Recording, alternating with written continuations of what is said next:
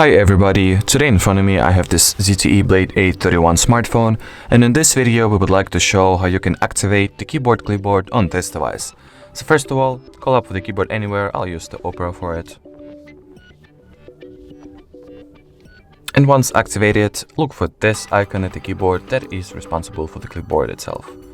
Now all that is left to do is to tap on it, turn the switch on, and from now on the clipboard will be successfully activated. Now, as it comes to managing the clipboard, just tap on this pencil, choose any elements that you want to remove, and tap on this trash bin.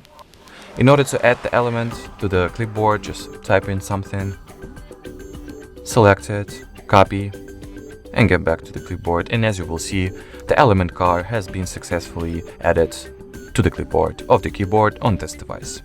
Alright, so that was it for this video, guys. Thank you so much for watching.